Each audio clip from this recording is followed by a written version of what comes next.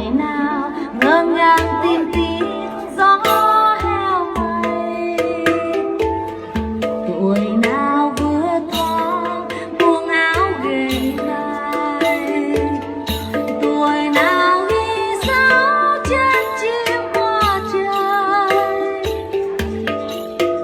Xin cho tay em còn ngủ dài, xin cho cô đơn vào tuổi này, tuổi nào lang thang thành phố tóc mây cài.